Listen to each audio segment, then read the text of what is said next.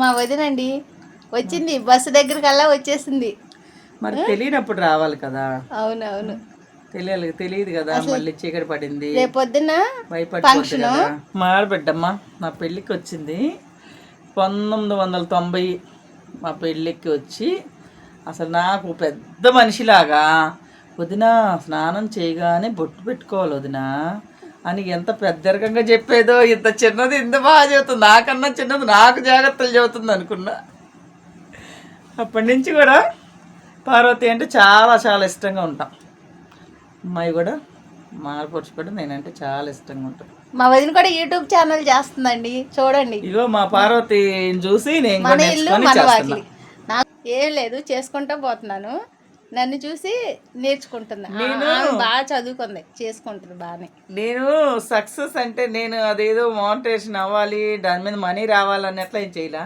అందరూ అదే చెప్తారు, సరదాగా ఎలా అదే ఎలా అన్నా అనుకోండి. నేను ఎవరిని కూడా నా ఛానల్ చూడండి, లైక్ చేయండి ఇవన్నీ చెప్పట్లా. నేను చెప్పాలి, నేను చెప్పను, ఎందుకంటే నాకేమంత ఇంట్రెస్ట్ లేదు. ఊరికే ఏదో టైం పాస్ సరదాగా.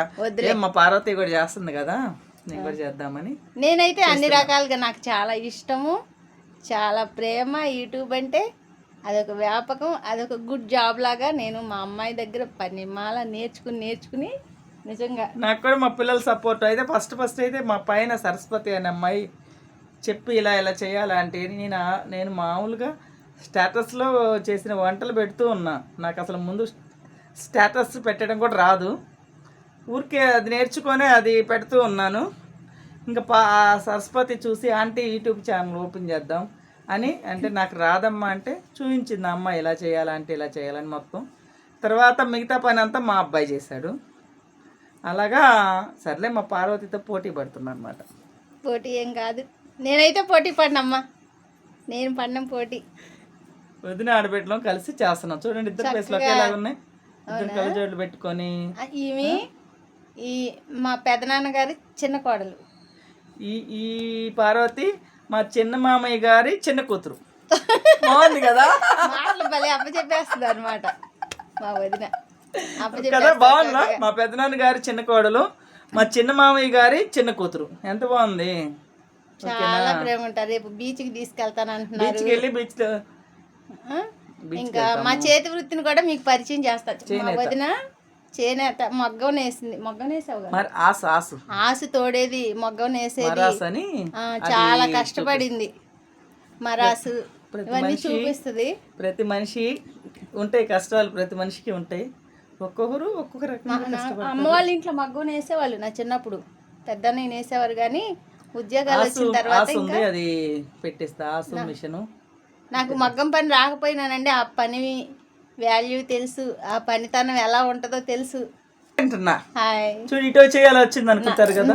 నా సబ్స్క్రైబరు ఈమె సబ్స్క్రైబర్ నేను, మా వదిన గారు సరిపోయాం ఇద్దరము.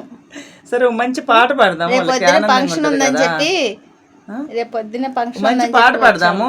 ఫంక్షన్ అయితే ఎవరో కదా, ఆమె కూడా మా మేనత్త గారి కూతురు, ఆమె వదిన. ఈమె మా పెదనాన్నగారి కోడలు, ఈమె వదిన. చూడండి, వాళ్ళ ఇంట్లో ఫంక్షన్కి వచ్చి ఈమె దగ్గర ఉంటున్నాను ఇప్పుడు. పక్కనేలేండి, పక్కనే. మేమందరం రేపొద్దునే అందరూ ఇప్పుడు పనుల్లోనే ఉంటాం మొత్తం, చాలా మంది అందరం.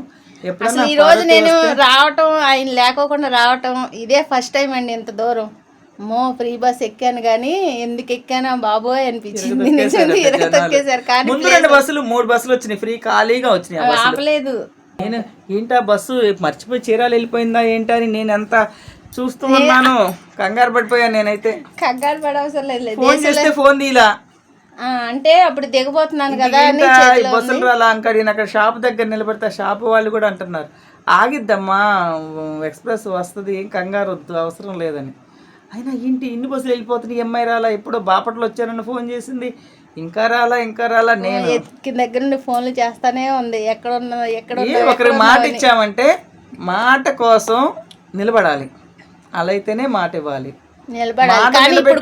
చూడండి, మాట నిలబెట్టుకోలేనప్పుడు అది అంటారు చూడండి, ప్రాణమైన వదిలేయచ్చు కానీ మాట మాత్రం తప్పకూడదు అంటారు.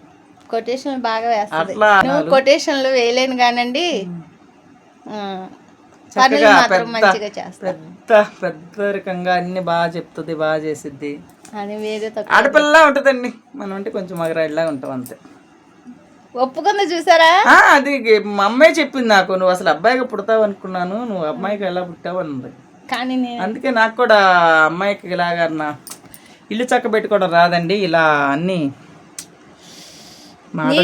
చేస్తది కానీ పని సర్దటం రాదు, మాటలు చెప్పటం, బయట పనులు చేసుకురమ్మంటే గిరగిరా తిరిగి వస్తుంది. అది మగర ఇంట్లో పనులు చేయదన్నమాట. ఇంట్లో చక్క పెట్టడం చేస్తా ఇక తప్పనిసరి. కానీ ఇప్పుడు యూట్యూబ్ లో నేర్చుకుని కొంచెం కాపీ కొడుతుంది అనమాట.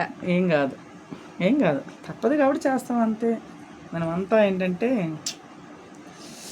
అదే మగవాళ్ళు ఎలా ఉద్యోగాలు తీసుకొస్తారో, ఇంటికి ఆదాయం ఎలా తీసుకొస్తారో అట్లాగా మనం కూడా ఈ వర్క్ చేస్తే ఇదిగో ఈ రూపాయి ఇంటికి వస్తుంది, మనకి ఫ్యామిలీకి ఇబ్బందులు ఎక్కడ నడిచిద్ది అనే ఎంతసేపు పని మీద వర్క్ అంటే ఆ చేతి వృత్తి అంత బిజీగా ఉండేది, ఎక్కువ టైము దానికి కేటాయించేదాన్ని. ఇంకా ఇంటికి కేటాయించే టైం తక్కువ ఉండేది. కాబట్టి వండడం, పెట్టడం, కడగడం, ఉతకడం ఇవన్నీ చేసుకుంటా. కానీ అదంతేలేండి, అది అలాగ అయిపోయింది అంతే.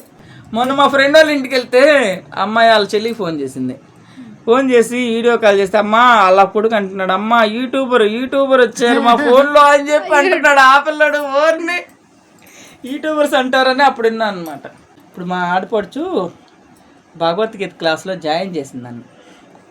అరే ఉదయాన్నే జప యజ్ఞమే కదా, జపమాల హరే కృష్ణ మహామంత్రం ఉదయాన్నే లేవగానే హరే కృష్ణ మంత్రంతో మంగళకరంగా ప్రారంభించమని చెప్తారు మాతాజీ, ఉస్మా మాతాజీ. అవన్నీ ఈ పార్వతి మాడపడుచు నాకు ఆ క్లాస్లో జాయిన్ చేసింది. క్లాస్లో జాయిన్ అయిన దగ్గర నుంచి మనసు ప్రశాంతంగా, ఉల్లాసంగా, ఉత్సాహంగా, ఆనందంగా, హాయిగా ఉంది. ఉదయం లేవగానే ముందు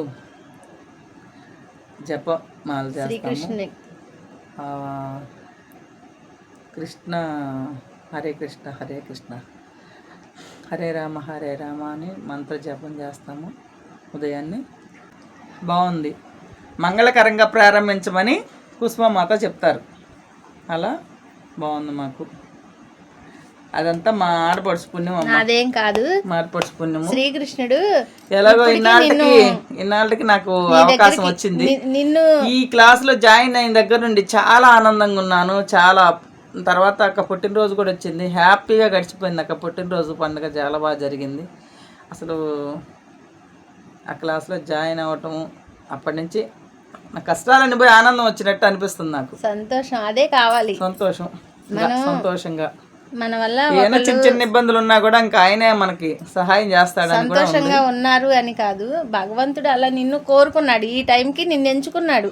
ఈ భక్తురాల దగ్గరికి నువ్వు వెళ్ళి నా సందేశాన్ని ఇవ్వు నన్ను చేరుకోవడానికి అని చెప్పి శ్రీకృష్ణుడు నన్ను ఒక పనిముట్టుగా నీ దగ్గరికి పంపించి చెప్పమన్నాడేమో. అందుకని ఎప్పటి నుంచో నేను జాయిన్ అయ్యానండి.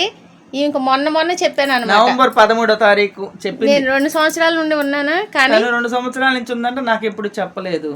అవకాశం అదే చెప్తున్నా, మనం చెప్పాలంటే చెప్పం, వద్దంటే మనం భగవంతుడి నిర్ణయం అది అంతే. ఎలాగైతే నేనైతే చేరాను, నేనైతే హాయిగా హ్యాపీగా ఉంది. ఇంకా బాగుంటుందని ఆశపడుతున్నాను.